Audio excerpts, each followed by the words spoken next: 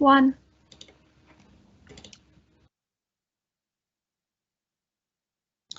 Hello and welcome to this national webinar series on Discharge to Assess. Along with national partners, the Local Government Association and the Better Care Fund team, we are pleased to present the 7th and final webinar in the series of 7 webinars on Discharge to Assess. My name is Callum McGregor and I'm an Improvement Manager with the Emergency Care Improvement Support Team. So on today's agenda, we're going to be looking at providers. So along with 2 colleagues from the Devon system, we've got Natasha Kerner. Morning, Natasha. Morning. We have John Bryant. Good morning. And we have Fiona Russell from the LGA. Good morning, Fiona. Are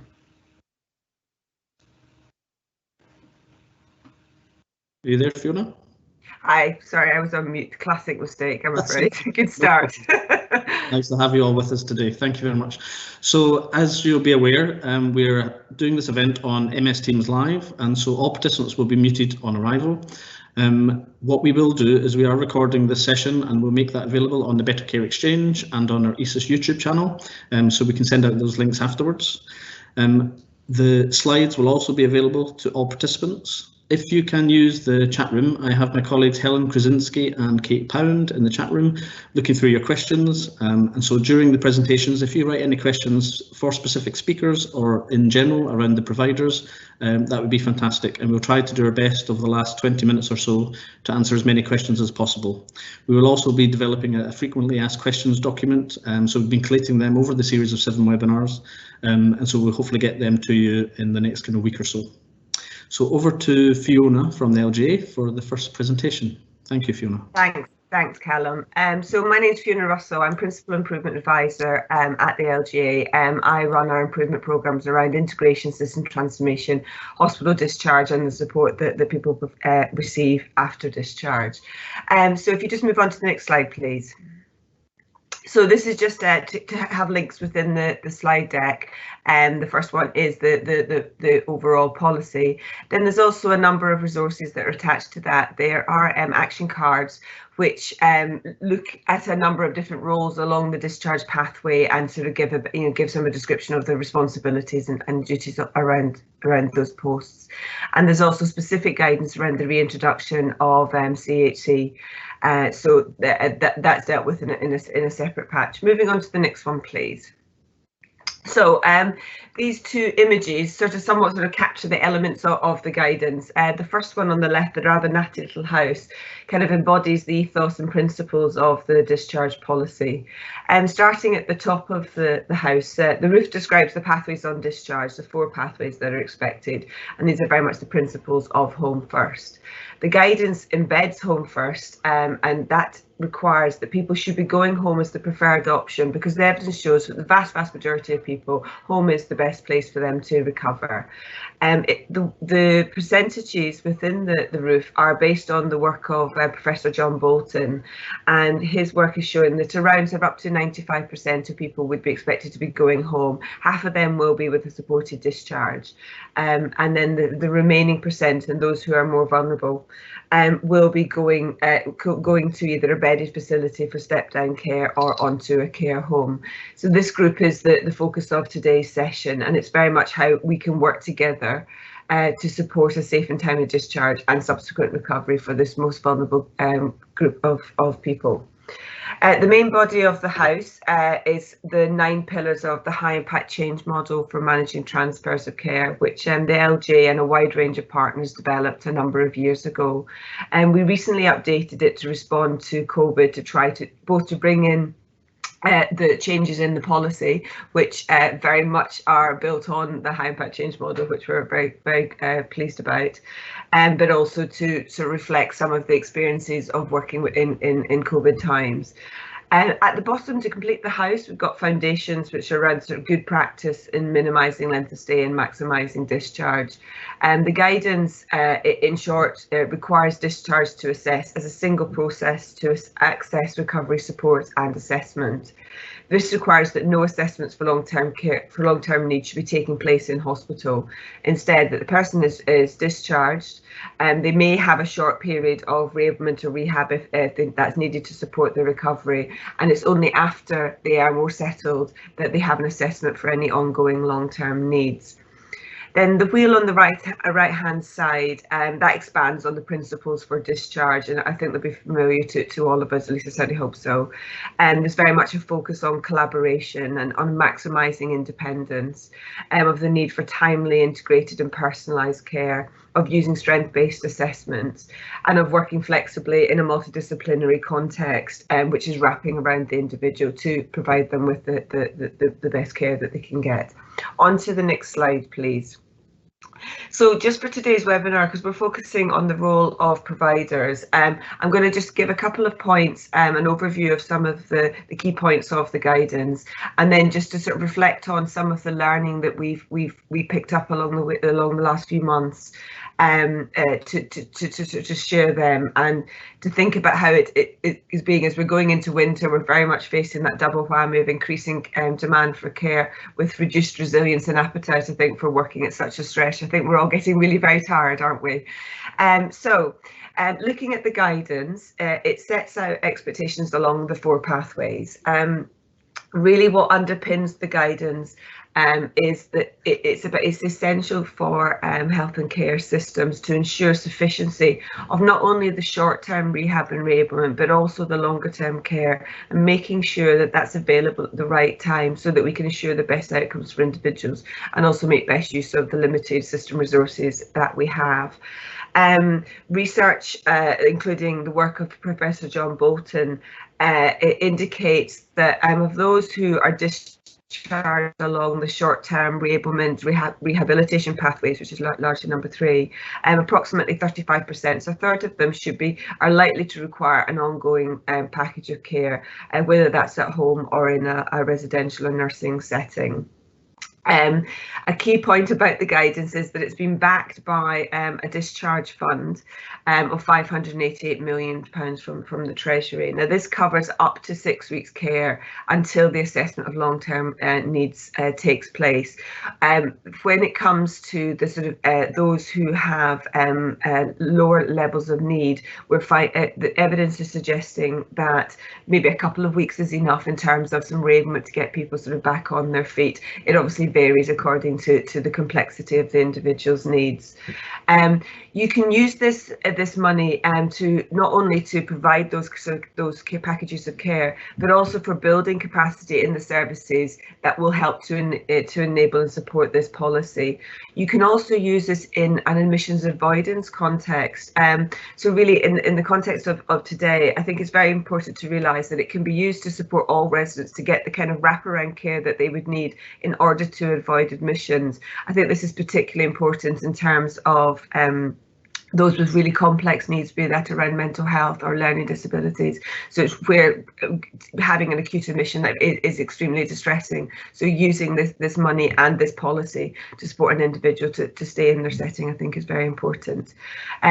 Lastly, just to say, in considering longer term needs, it's always very important to consider personal budgets.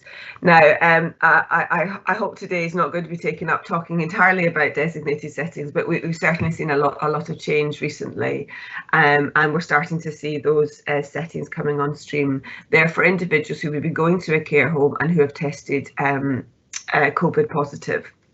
And so the policy expects them to go to a designated setting for 14 days in order for their self-isolation. My understanding is that the discharge guidance that we're talking about today is being updated to reflect the requirements that are coming through in this policy, such as around the need for test results to be available and shared before the person is discharged. Where up until now it has been that they just had to have the test taking place. A key point is that the discharge should not be delayed in localities that don't have a designated setting. It really should be just working on the previous policy. And also this applies where a designated setting is full temporarily, then we would expect the individual to be discharged into another sort of safe setting, whether that be their own care home if they're able and willing to take the individual. The point is that we've always got to look to see provide the care that is best for the individual, and generally speaking, being delayed in hospital is not going to be that. The last point there about additional guidance is available there, so it's just giving you the 2 links to the designated settings and the care homes guidance. Moving on to the next slide, please. So just to give a bit more about the expectations, responsibilities that the guidance expects of providers and health and care commissioners as well. So individuals and their families, carers and advocates have been involved in the discharge decision and fully aware of the next steps. This is something we know from feedback that we've received over the past 6 months, that has been variable because of the pressure, I think, that everybody is under, but it's a crucial part of the guidance, and the fact that we have people moving out of hospital, sometimes with higher levels of acute need, that communication is just even more essential, and seeing that flow through the discharge hubs. Very much the information on discharge has to be about their individual's immediate needs, including the COVID test result, has to be available, making sure that goes to is ready and going to the setting, the onward setting. There should be a case manager assigned to every individual. It will range as to what sort of lead professional that is, depending on the individual's needs, but it's really important that person is there to support you as a provider, as well as the other health and care staff that will be supporting the individual to recover. For the care homes, there's also the clinical support that is available through the Enhanced Healthcare and Care Homes framework, and that's come on stream now, hasn't it? And lastly, I think there's a point to make about the new discharge data collection, which is still being refined and developed. It provides commissioners with information to help them understand what some of the delays or blockages may be to having a discharge, and the guidance expects them to respond. So it could be that there's more need for domiciliary care, reablement, or 24-hour care, whatever it is, and about the ability to make sure that there is a wraparound care available for providers. In terms of responsibilities, really just stating the obvious, really, so that the guidance expects you to consider whether you can meet the prospective client's needs, and if you can, to be able to accept the individual. There is a need for sufficiency of testing and PPE supply. You'll all be aware of the pilots that are underway in Hampshire and Devon. There's expected to be, if all goes well, there's expected to be a rollout over by Christmas, so that really doesn't give us much time. Recognise that some may want to sort of maintain control and manage this themselves. We definitely we've been supportive of wanting to see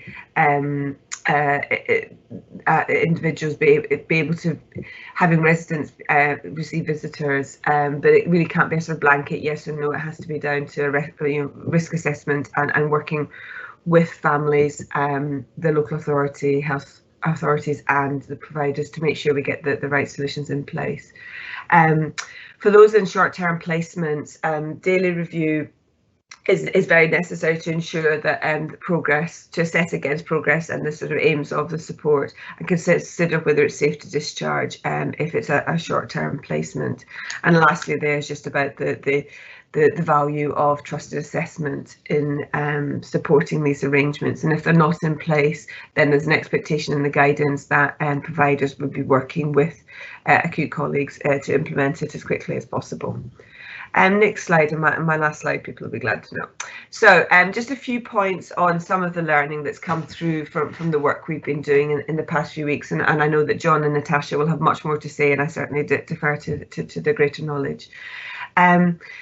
We find it's been a difficult challenge, but so essential around how we can support staff, of supporting their resilience. This is not only around sort of testing and isolation and PPE, but also really about supporting them to manage their fears and also the impacts of caring for some very, very ill people. It's a very, very difficult sort of context. There's also very key to work with community health providers to get good advice and support around supporting care workers and care home staff. I'm aware of a number of schemes where the care staff can't access what was previously just available for support, wellbeing support that was available just for NHS staff. So I think these are really good developments. Also, it's key to support residents as well, of recognising the fear among elderly clients of those who are very vulnerable, of being unsure about the risk that they face. What we understand is that it's vital to have a consistency of a carer, of taking the time to talk to people and to reassure. The evidence coming through from the past 6 months around COVID is also showing the higher incidence of death among people with learning disabilities. If someone feels ill or thinks they've been exposed, please get immediate help from community health. Demand it.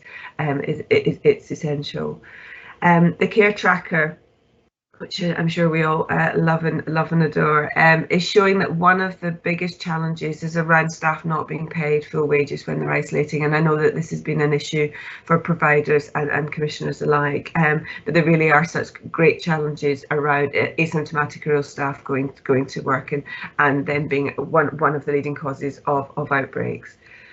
There is a challenge to the market to be flexible and responsive.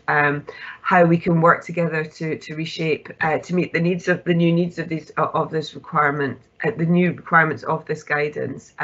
There's new types of cares required and new sort of destinations.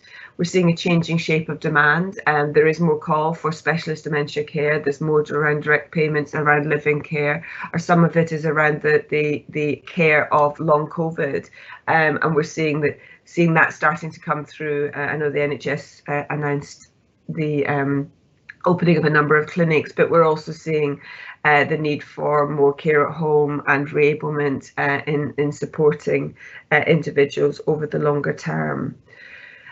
Lastly, just talking about the changing nature of employment, that is how can, there are more people who are wanting to work in health and care, and there are a good number of local and national recruitment campaigns. So how can we work together to try to recruit and train people quickly to bring them on, because certainly there's never been greater demands on the workforce, and this very much applies across the whole market.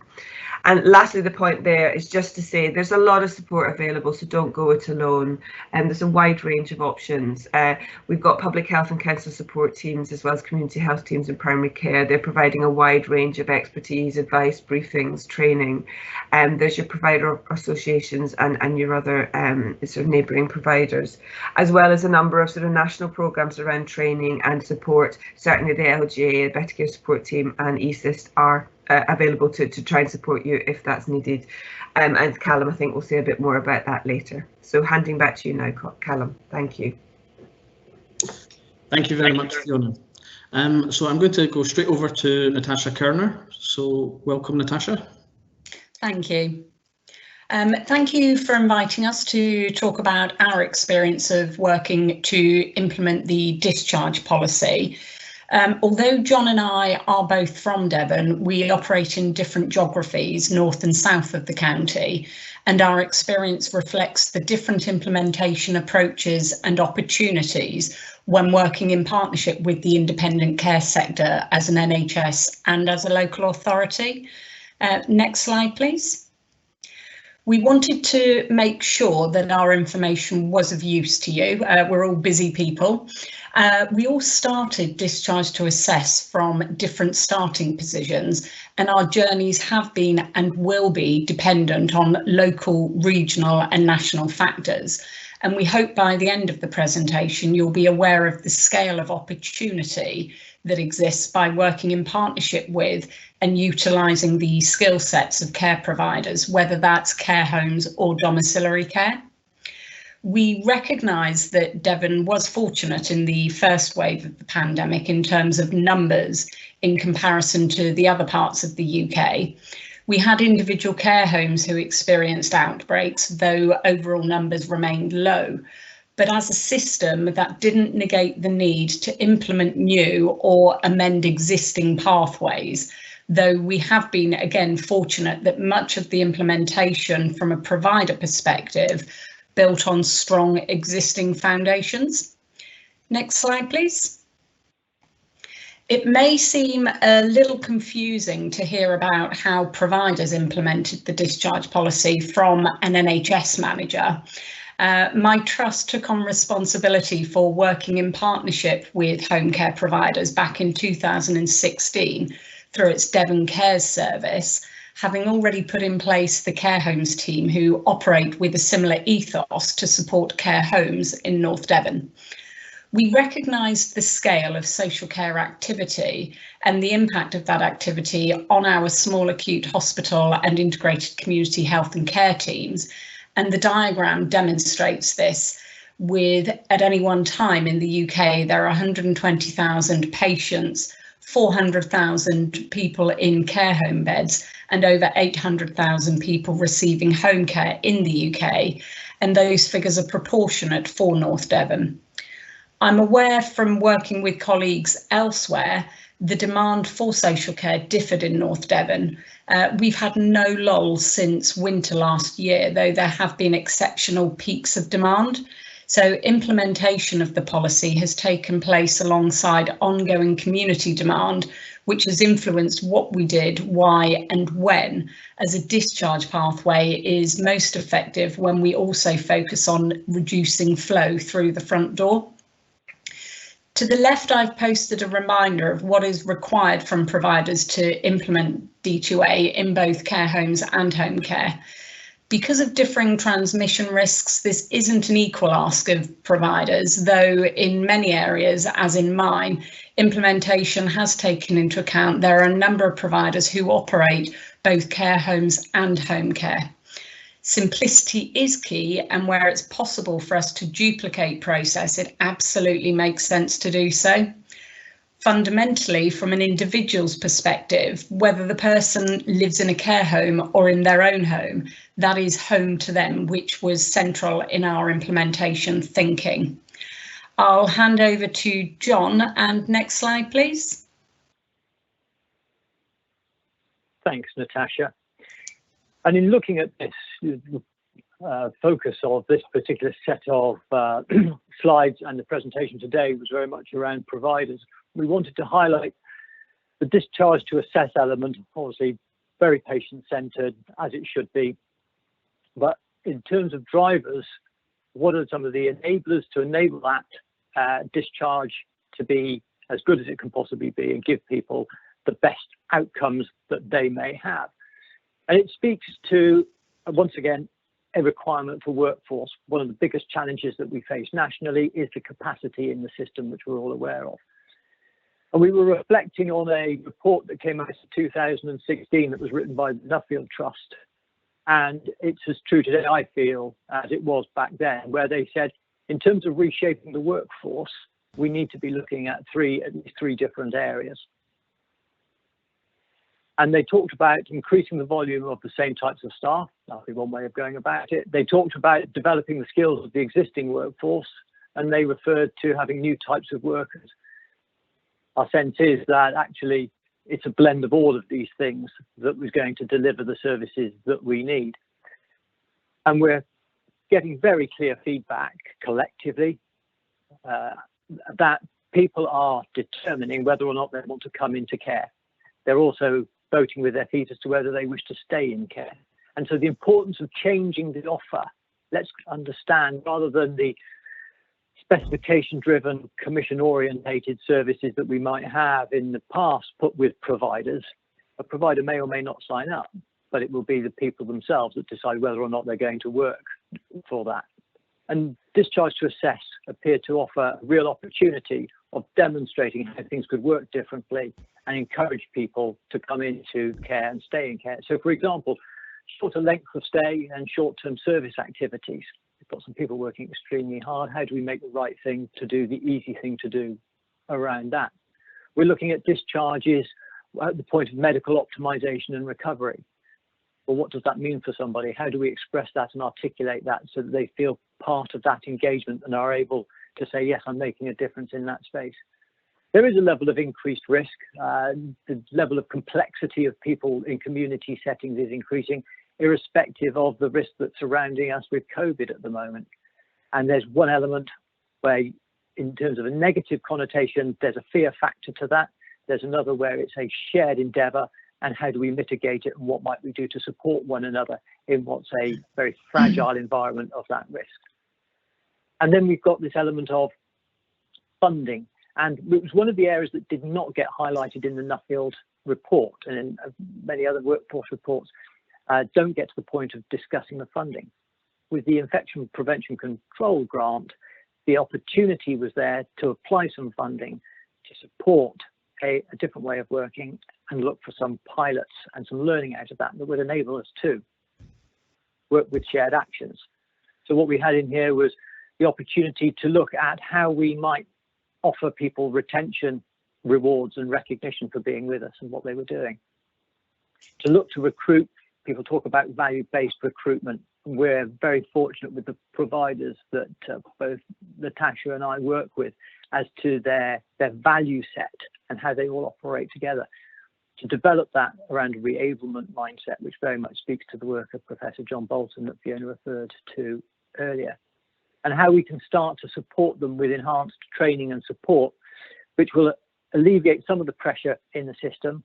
It moves the activity, and how can we do, one, a shift of activity, two, a preventative approach, and we'll speak about that in just a moment, that will begin to support everybody in having a way to cope with the pressures that are presently there. A multi-way flow of communication is absolutely essential. Again, Fiona mentioned that earlier, the importance of communication, and I'll speak about that in just a moment, because all of that for us speaks to a shared responsibility and accountability. It's our bit, not passporting the risk, but sharing it in a way that's developed on the trusting platform. And I might just share an example of learning from Torbay with the work that we did around the Infection Prevention Control Fund. There were a number of things that we were seeking to do, and getting funding to the front line to support them and recognizing all the hard work that they were doing was really important to us. And so with best of wills, we came up with an idea and shaped it to explore it and consult with our providers, which said we would like to make sure that through an additional premium, we could put funding into your services that would go directly to the front line. And it would be great to see everybody paid a particular rate. What came back from our providers was, thanks ever so much for the support, but we really don't want that.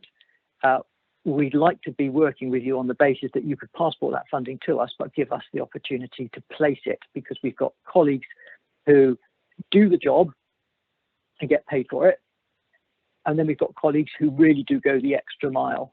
And it's that ability to recognise appropriately and encourage and support for those that are delivering. And so around training, etc., that recognition for the shifts, that staff, they were in a position to recognise staff in different ways. We gave them that flexibility, and it worked extremely well, with over a 90% uptake on the offer. And one of the, if we could move to the next slide, please. I mentioned trust in amongst all of this, and one of the things that we wanted to offer up as part of this presentation was just how important trust is in oiling and making sure that these systems work. And there was a piece of work that was done by Zimmerman and Hayday some time ago, and Paul Plisek, who some of you may know, has done work with the Institute for Health Improvement in the States, amongst others, came up with this rather neat model where he demonstrated that trust was built on these four pillars of mutual respect, deep understanding, collaborative action, and common values.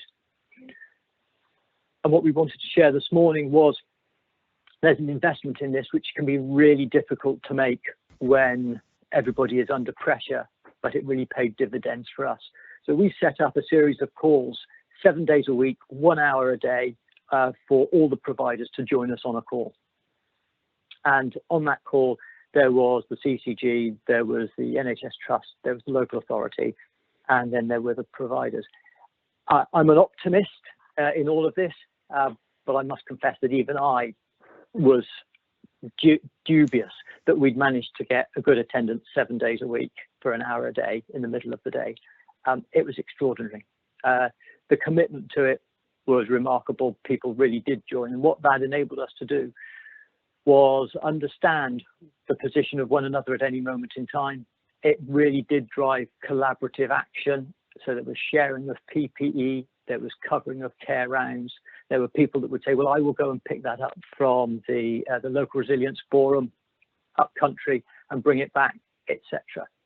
And that ability to hear who was under pressure at any moment in time, what we were driving for, it just reinforced the common goals and values and a level of understanding that supported us extremely well. And the point I think I'd like to just leave this slide on is it takes effort, but it was so worth it for us. And within the infection prevention control grant, we asked a number of things. So if we could move to the next slide. And there were a series of criteria. There was only a couple of mandated ones around it. But as part of that collaborative and trusted approach, we did ask people if they would engage with us in starting to change the offer. And so very quickly, Restore 2 was recognised in the Enhanced Health and Care Homes work as a national programme. We saw it as an opportunity to do not only the work with our care home colleagues, but also to do enhanced care and care at home with our living well at home domiciliary care colleagues. To be able to bring in other system partners like the Southwest AHSN and our primary care colleagues alongside the local authorities and providers was a real bonus for us. And again, this element of building trust in the system was reinforced by the level of involvement we had from our GP colleagues. They were willing to engage in the training, and one of the remarkable things that they invested in for us was through their GP fellowships. They would offer up 1 hour of dedicated time per week, which was an open session for anybody to call in and ask any questions about Restore 2. It was making the right thing to do, the easy thing to do. As much as anything, the communication of that commitment to the market was part of that reciprocal, we're all in this together piece, which drove huge take up for us. We also made the right thing to do, the easy thing to do. So there was a virtual training at different times around this. And then there was also the innovation around offline assessment, so that when people were doing their Restore 2 practicals, they were able to video one another, and that would then be submitted, and our clinical colleagues would review those offline at a different time and be able to sign them off. So it was looking at things in a very different way, which COVID has driven, but has made, has changed the efficiency and the effectiveness of our system. Then you get the unintended consequences where you find that actually a number of nursing staff have left the nursing profession and actually gone to work in domiciliary care agencies, some of which we were unaware of. But their engagement in this then enabled us to move from Restore Mini to Mini, as we expected, to Restore 2 Full. And if we could go to the final slide for me, which was, we managed to train nearly 300 people in just over 3 months. That was across care homes and domiciliary care. The ability for people to engage in this, not only around the care homes work, but around the domiciliary care, enabled better connections within that space. And then we're in a great position to take that forwards. So with that, I'll just pass back to Natasha. Thank you. Next slide, please. So back in North Devon, we discussed with our providers the requirements of the policy and what that meant for them, the so what conversation. How do we manage higher volume of referrals at faster speed with greater complexity, whilst also delivering business as usual care and the additional needs because day centres were closing or you had carer fatigue? Our own short-term services are the first port of call to support discharge, and they provide a fantastic service, but they don't have a limitless pool of staff, and they require close partnership working with providers to add capacity either to support on discharge or to refer promptly once discharged, to enable them to have the flexibility to respond when patient flow requires it. From that discussion, we heard that the challenges to implementation from a provider perspective were logistical because of speed and because of volume, and with some practical steps that we could support with around providing rapid access to assessors, clinical training and guidance, we discussed the resources that we could all bring to the table to make this happen. We've already mentioned that no one has spare workforce capacity at the moment, and providers were clear. They can manage the operations, they'll manage the logistical challenge, providing we could offer them support with the coordination and the communication. I think both John and Fiona has mentioned how important communication is. And they would then work as one team to give us the best opportunity to deliver that safe quality care. And the way we provided the system coordination, both for home care and care homes, was to operate in hubs, whether that's linked to primary care networks or other geographies, where you could have much smaller networks, where we could invite in health and social care colleagues to help problem solve with the providers. It provided a space for managers to talk to each other, and it also enabled us to have a forum to précis guidance, which, given the amount of guidance to begin with, was quite key, and then have a discussion on what that guidance then meant. How did that change anything? From a system coordination perspective, we also shared tools that we use in the trust, such as risk profiling, so that there was consistency amongst providers and the NHS and local authority in the tools in which we use it, and then the data that we would get back to see what else we needed to then do. The hub models work as a collaborative, with providers stepping in to support each other when one has an outbreak. They provide train the trainer training to share out responsibilities. They discuss technology and process to assist with wound care management to reduce people needing to access the home environment. They've set up joint procurement deals to reduce PPE costs and risks. And at this level, we also provide a line of sight to new referrals, enabling a provider discussion to identify best fit and safe delivery for the patient. So it's very much about working as a team. And that's true of care homes as well, although conversation has differed slightly. So the problem-solving conversations have included seeking peer support on how to isolate an individual who wanders with purpose, and certainly during phase 1, ideas on how the infection control grant could be used. We operated Trusted Assessor for Pathway 3 in North Devon prior to COVID. And this required little change, though my Pathfinder colleagues, who are the trusted assessors for this pathway, and the care homes both acknowledge this is now working much better. And when I've asked what's different, again, it comes back to trust. There's far more trust in the system, though we also have to acknowledge size is a factor. We are a small NHS trust, so we're able to build and maintain good relationships with our care homes and home care providers. Next slide, please. Restarts is a particular process that exclusively focuses on home care. That's an existing model that we adapted slightly to fit in with the single point of access. It's simply about being able to restart a care package on discharge. As discharge may now occur earlier than it would have previously, and wards may not know the home environment, this includes trusting the incumbent provider to identify any changes and ensure recovery support is safe and effective, including accessing rapid training or additional support. Providers know how to motivate these individuals. They offer some stability and consistency after a hospital stay, which is welcomed by individuals and their families.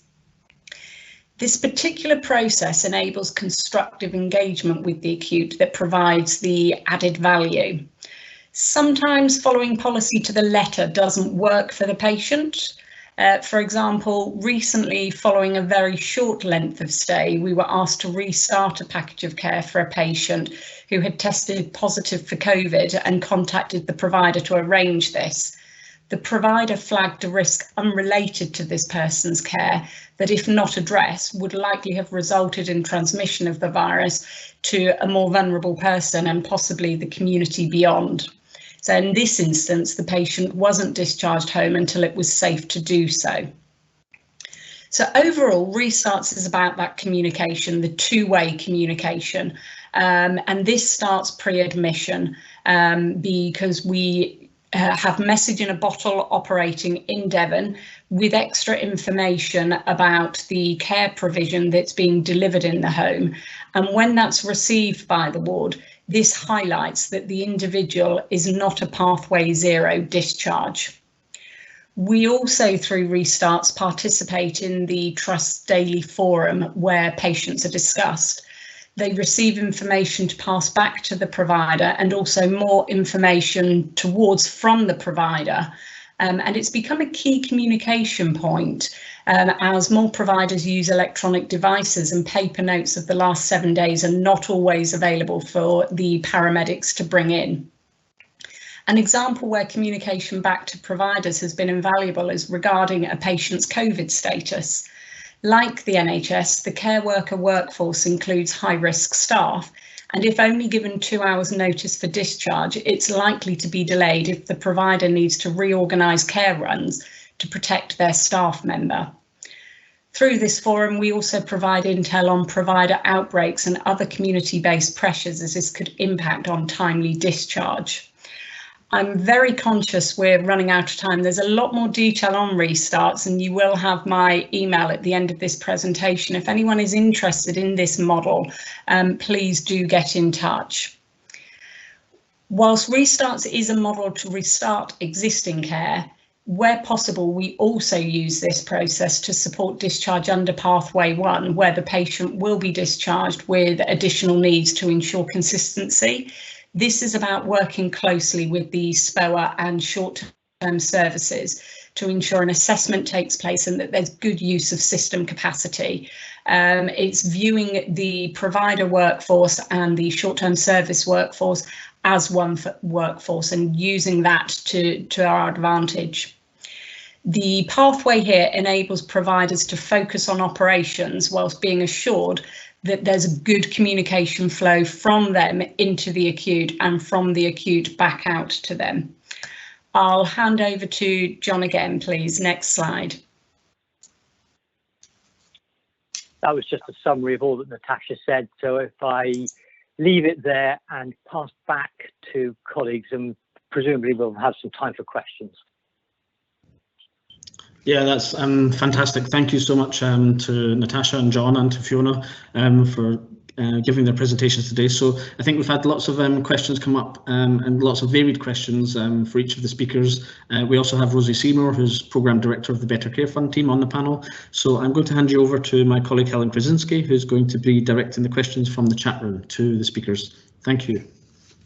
Thank you, Callum. And there's been some really interesting questions in the chat room, and unfortunately we're not going to be able to get through all of them. So I've just chosen a couple that were more themed. So the first one really is for Fiona.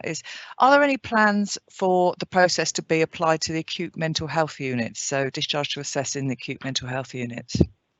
Thank you. My understanding is that there are some discussions ongoing around how it can be applied. I mean, it's obviously it's a different proposition when we're looking at as a mental health discharge, but I think there are discussions about how it can be, and I think that's ongoing at the moment as far as I'm aware of conversations and draft guidance being considered. But I think there's still a bit of a way to go to resolve some of the issues in terms of balancing risk and choice.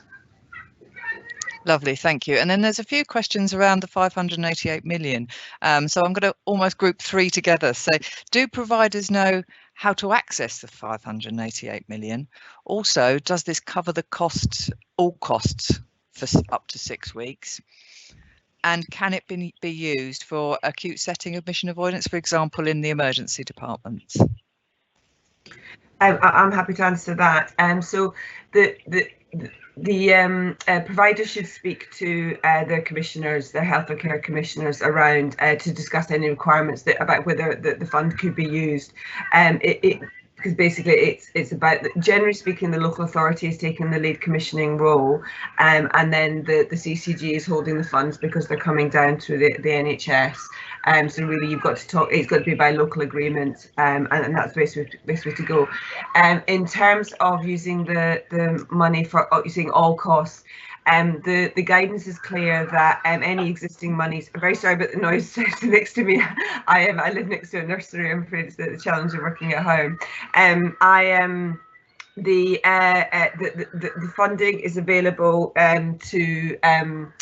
for it's over and above existing services. So the expectation is that the CCG and local authorities would be already they've got their existing budget, so that would continue. So if any care was already captured in that, then that wouldn't be coming from the 588. Then it's about the additional money. It's about additional capacity. So either it's additional care packages or it's additional building of capacity. In terms of the use in A&E, well, I suppose it depends on whether it's additional, and secondly whether it is actually stopping an admission. So it's all, again, it would be about local agreement. Does the CCG and local authority agree that it is supporting an avoidance of an admission, and is it additional to what was already existing? So those are the two basic principles that apply, I think, to all sorts of situations. That's lovely. Thank you, Fiona. I hope that answers all the questions there. So just one for Natasha and John. Do you have any good examples, either from yourself or from other organisations, or advice for the decision flowcharts for discharge? This is regarding acceptance of COVID positive and COVID exposed patients. Sorry, I'm not sure what the ask is there. So do you have any examples of or do you have any advice when using decision flowcharts for discharge and acceptance for patients that are coming from the hospital who are COVID positive or COVID exposed? Not advice as such, other than the model that we have seems to work, and I'd refer back to the restarts activity that we do, which is about that two-way communication. It's not always going to be possible for a home or a provider to accept someone back who is COVID positive. And it's about having that open conversation and having space within the decision making where you can discuss, if that's not possible, what are the alternatives? Lovely. Thank you for that. And this is a question for the panel. We've had a question that ward staff are not always completing referral forms for care homes correctly. How have you managed to overcome this? And what is the scope for care homes trusted assessors to support with this and ongoing training? Shall I take that one? We do have trusted assessor, and those assessors are also based in the acute, so perhaps it's a little easier for us. But I'm going to come back to communication and having those relationships again, and being able to constructively challenge back when the information isn't good enough. Because the only way, we're all working under pressure, and wards are perhaps not realising that they're not being helpful with the information they're providing. And the way we do this is the care homes go back via the trusted assessors, so that if there is some learning that is required, that can be provided there and then.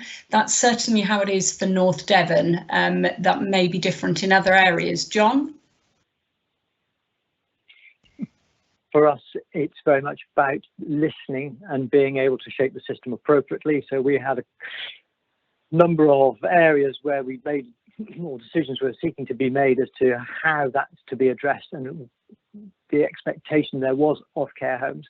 The engagement was such that being able to understand both sides of the story enabled commissioners to recognise the challenges that may or may not exist, everybody to mitigate some of those risks.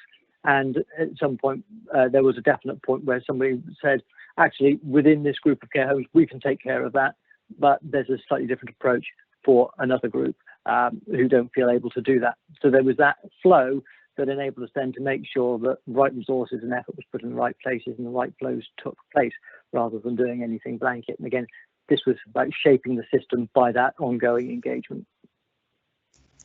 Lovely. Thank you for answering that. Another question is, why are people with a poor prognosis discharged on the D2A pathway? And do you have any experience of this? And how would you overcome that?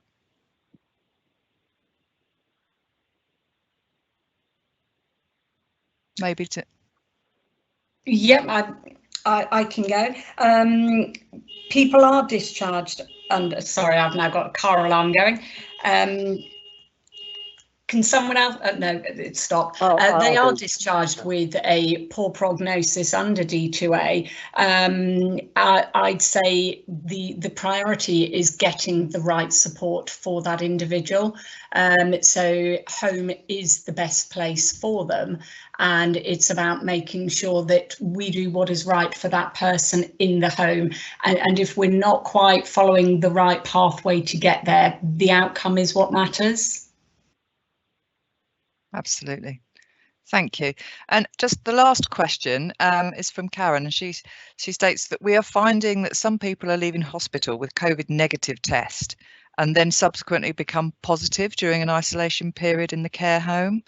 This then triggers an outbreak and potential CQC requests to cease admissions. And she was asking, now the IPC and care homes have a much better understanding, what steps are policymakers making to review the thresholds of an outbreak to make sure that we can maintain system flow? I can't answer that one. What I can say is I absolutely would support the idea of them reviewing what is considered an outbreak. Yeah. I was going to say, I saw Karen's question, and I cut and pasted it straight away because I don't know the answer either, and obviously I'm not a policy maker either, but it's something that I will take to colleagues and we will definitely raise, because I absolutely, just as Natasha's saying, completely recognise the issue that Karen's describing. So it's hopefully something that we'll be able to come back to you with an answer, and certainly we'll raise it up in national conversations. But I think it does just reinforce the focus on that 14-day isolation that needs to happen for all those going back to care homes, just because there is always a risk, even before community transmission rates were going as high as they are now, that sort of interactions in between the test and someone getting back to the care home do represent a higher risk in any case. Thank you. And just one final question is, how do we manage patient and family expectations when we are looking to rapidly discharge to a care home or to home, in fact? And how have you got any examples of how you have managed this, considering patient choice? In Devon, across Devon, we have a leaflet that all people in receipt of care receive, and it was specifically about managing expectations, recognising that there is choice, but also recognising that whilst everyone would like their care visit to be at 8 o'clock in the morning, or they would like a particular care worker, that isn't possible. So this leaflet was designed to support the care providers and the care workforce by setting expectations right at the start. And it's about us then reinforcing that when community nursing colleagues are engaged with the family, them also using the same kind of language around what people can expect from the system. So I think setting expectations at the start and maintaining that communication is key. Fantastic. Thank you very much. And thank you for everybody who's posted questions today, and to the panelists for answering so well. And I'm going to hand you back now to Callum for closing remarks. Thank you very much, Helen, and thank you to the speakers and panelists for answering as many of the questions as possible. That's fantastic. And just on the testing note, we actually have a clinical associate that's based up in North Tees, a doctor called Nick Roper, and he's done some work on the testing in terms of what happens between day 14 and day 90. And so we will try to get in contact with Nick, because I know that he's done some work on that. So we will try and share that with you. If it's not with the slides, then we'll do that very soon afterwards. So if we can move on to the next slide, please. So just so that you can catch up on any of the previous webinars that we've done, so we will add today's once we have the link, but you can catch up either on the Better Care Exchange, which is fantastic, and it's got some great resources on there as well as the webinars. Also, you can click on to any of the links with number 1 to 6, and you can go onto our YouTube channel to review or share that with your colleagues who've missed it because they're busy doing their day jobs. Next slide, please. We also have the Ageing Well in Communities team that are going to be leading off after this series of webinars. They're going to be starting their own monthly webinars, and the first one will be next week on the 25th of November between 12 and 1:30. So there's the Eventbrite link there. So once you have the slides, you can click onto that to join them. So that should be very informative. Thank you. We also have our own ESIST network. So if you look on the bottom left-hand corner, if you click on Join the ESIS Network, it's our Futures platform that has got some fantastic resources, the ability to share good practice, the ability to have conversations. I know that on a daily basis I get some emails through with questions there that we can happily answer, and it's a really good way to network, not just within your own region and system, but within the whole country.